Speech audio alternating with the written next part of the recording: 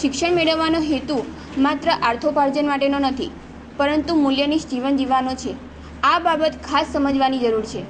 માણસ ક્યારેય ધનથી નહીં, પરંતુ પોતાના મૂલ્યોથી જગતમાં અમર બને છે. પોતાના વ્યવસાયમાં નામ અને દામ બંને મેળવ્યા છે તેઓ જ માત્ર સફળ અને ઊંચી કારકિર્દી ધરાવે છે તેવું નથી, પરંતુ જેઓ પોતાના રોજિંદા કાર્યમાં પૂરતા રસ અને ઉત્સાહથી સામેલ થાય છે, તંદુરસ્ત માનસિકતા ધરાવે છે, તેમજ પોતાના કુટુંબીઓ અને સમાજ દ્વારા માનભેર સ્વીકૃતિ પામ્યા છે, તેઓ ચોક્કસ સફળ કારકિર્દી ધરાવે છે. ભાવનાત્મક અને સંવેદનાત્મક શિક્ષણ લાવવાથી વર્ગખંડની અંદર સક્રિયતા અને જીવંતતા આવે છે, અને આ બંને પાસા ખૂબ અત્યંત જરૂરી આવશ્યક છે. ભાવના વ્યક્તિની હાજરીમાં કે ગેરહાજરીમાં વ્યક્ત થઈ શકે છે, સંવેદના વ્યક્તિની હાજરીમાં વ્યક્ત થઈ શકે છે. ભાવના બહારથી વ્યક્ત થઈ શકે છે, સંવેદના અંદરથી વ્યક્ત થઈ શકે છે. જો શિક્ષક પોતે સંવેદના અને ભાવનાયુક્ત હોય તો તે પોતાના વર્ગખંડને હંમેશા સક્રિય બનાવી શકે. પોતાના વર્ગખંડમાં જતા પહેલા જો પોતાના શૈક્ષણિક આયોજનના પાઠના મુદ્દાનો અગાઉથી વિચારીને જાય તો અધ્યયન પ્રક્રિયા ખરા અર્થમાં કરી પાયાનું જ્ઞાન, રોજની પ્રેક્ટિસ અને જુદા જુદા પ્રશ્નપત્રોના સોલ્યુશન દરેક વિદ્યાર્થીને અપાવશે. GNET જેવા કોમ્પિટિટિવ એક્ઝામોમાં 21મી સદીમાં જ્ઞાન અને ટેકનોલોજીના યુગમાં શિક્ષણ એક પડકાર છે, અને એ પડકારને આપણે બરાબર રીતે જો શિક્ષક બનવું હોય તો એના માટે આપણે એને બરાબર સમજી અને તેની ચર્ચા કરી અને પછી એક સામર્થ્યવાન શિક્ષક બનવાની જરૂર છે. શિલ્પી જીવનને ઘડે તે શિક્ષક. એક ચાઇનીઝ કહેવત છે કે જો 1 વર્ષનું આયોજન કરવું હોય તો અનાજ વાવો, 10 વર્ષનું આયોજન કરવું હોય તો વૃક્ષો વાવો, 10 વર્ષનું આયોજન કરવું હોય તો બાળકનું ઘડતર કરો, કેળવણી આપો. અને કેળવણી આપવાનું કામ કોઈ પણ વિદ્યાર્થીએ પોતાના વિદ્યાર્થી જીવનકાળ દરમિયાન શાળા સમય બાદ પોતાની સ્કિલનું ડેવલપમેન્ટ થાય એવી કોઈ પણ એક્ટિવિટીમાં એણે અવશ્ય જોડાવવું જોઈએ. Health is wealth, time is money, health is wealth. ફાઇનાન્સને મેન્ટેન કરવા યોગ્ય પ્લાનિંગ કરવું, શક્ય એટલી ભક્તિ કરવી જોઈએ, અને કોમ્યુનિકેશન સાધનોનો પોઝિટિવ ઉપયોગ કરવો. આ સૌને મેન્ટેન કરવા આપણે સૌથી પહેલાં પોઝિટિવ વિચાર અપનાવવો જોઈએ. શિક્ષણ સેતુના 2 કિનારા છે. First know and second grow, then go. માનવ જીવન અદ્ભુત છે.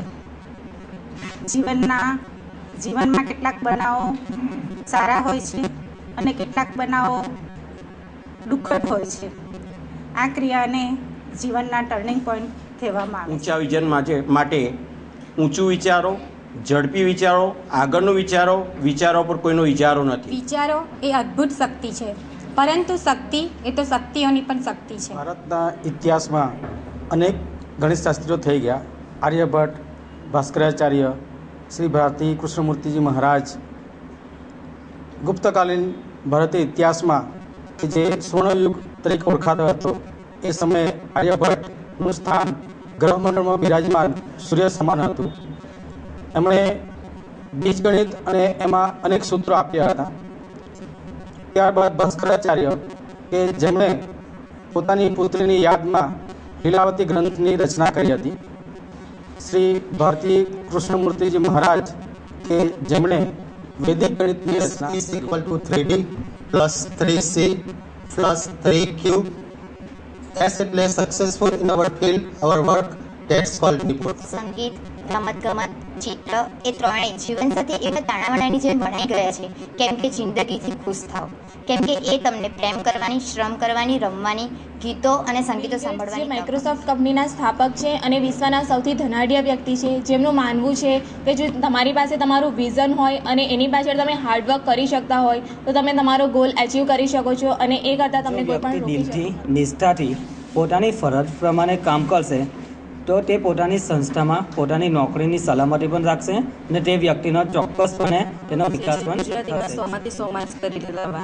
ગુજરાતીમાં 100માંથી 100 માર્ક્સ લાવવા માટે વ્યાકરણ પર વધારે પ્રભુત્વ આપવું જોઈએ, જેમ કે જોડણી, છંદ, અલંકાર, સમાસ વગેરે વિશેની બાળકોને સમજણ આપવી જોઈએ, અને જેમ બને એમ પેપર વર્ક કરાવવું જોઈએ, જેથી એ લોકોની વિરામ ચિહ્નોની ભૂલો સુધરે અને જોડણીની ભૂલો સુધરે, જેથી ગુજરાતીમાં 100માં 100 માર્ક્સ. શક્તિના સારા કાર્યથી મળે છે, જ્યારે ખરાબ પરફોર્મન્સ શક્તિના ખરાબ કાર્યથી મળે છે. ટૂંકમાં એટલું જ કે પરફોર્મન્સ એ વ્યક્તિના કાર્ય પર આધાર રાખે. સંસાર તરફ આપણી જેવી દ્રષ્ટિ હશે તેવું સંસાર આપણી દ્રષ્ટિ ગોચે. સ્કીમ ને સ્પીડ આ ત્રણેયને જો કંઈ વ્યવસ્થિત રીતે એનું માપદંડ હોય તો ત્રણેય કાર્ય સરળ અને સરસ કરવામાં આવે. સખત પરિશ્રમનો કોઈ વિકલ્પ નથી. કહેવાય છે કે જે સિદ્ધિ પ્રાપ્ત કરે પરસેવે નહીં. મનુષ્યના જીવનના પાયાનું ઘડતર એ સંસ્કાર છે. સંસ્કાર એક ખૂબ મહત્ત્વનું પરિબળ છે અને સંસ્કાર સારા હશે તેની સાથે એના ભાઈ બહેન વિદ્યા અને વિનય આવવાના જ છે અને તો જ એ બાળક સારો નાગરિક બને. જ્ઞાન વિના ધ્યેય અને ધ્યેય વિનાનું જીવન અધૂરું છે. જેમ જ્ઞાન વગરનું ભણતર અધૂરું છે તેમ ધ્યાન વિનાનું ધ્યેય પણ અધૂરું છે. My name is Khushbu Gandhi and my topic was management. Without management, work cannot be done in proper way. શાળા એક મંદિર છે અને મંદિરના પૂજારી તરીકે અમે સરસ કામગીરી કરી રહ્યા છે તેનું મને આ શાળા ભરૂચની મોડલ સ્કૂલ છે અને એને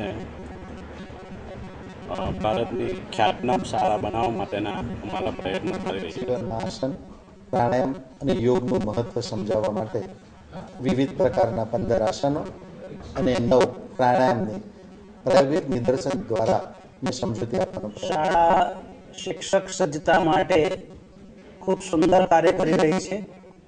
વિદ્યાર્થીઓ શિક્ષકો જાતે જ વિગત તૈયાર કરીને અહીં જે રજૂ કરે છે અને એનાથી જે એમને આનંદ મળે છે અને જ્ઞાન મળે છે.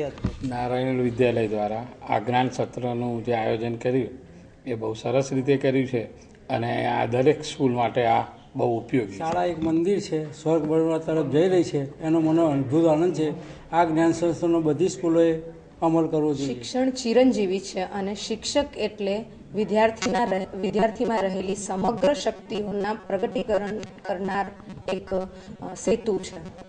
જો શિક્ષક હિંમતવાન, જવાબદાર, વિશ્વાસુ, માયાળુ, મમતાળુ અને પ્રાણવાન બની જાય તો પોતાની શાળાને અવશ્ય સ્વર્ગ બને. વર્ગખંડમાં બેઠેલા વિદ્યાર્થીઓ એ સમાજનું પ્રતિબિંબ છે અને પ્રતિક્રિયા રૂપે સમાજના જમા અને ઉધાર પાસાઓ એમના વર્તનમાં અને પ્રાયોગિક કાર્ય દ્વારા વિદ્યાર્થીઓમાં રહેલી સુસુપ્ત શક્તિઓ ખીલે છે, વિદ્યાર્થીઓમાં સ્કિલ ડેવલપમેન્ટ થાય છે અને વિદ્યાર્થી વિષયને લગતું નવું સંશોધન કરતો રહે છે. આ છે પ્રોજેક્ટ કાર્ય અને પ્રાયોગિક કાર્યનું મહત્વ. એક યોગ્ય પ્રશ્નપત્ર દરેક પ્રકરણના ગુણભાર પ્રમાણે સ્પષ્ટ પ્રશ્નો ધરાવતું અને સમય મર્યાદામાં પૂર્ણ થાય તેવું હોવું. કોઈ પણ કાર્યની સફળતા કેટલી એકાગ્રતા પર આધારિત છે.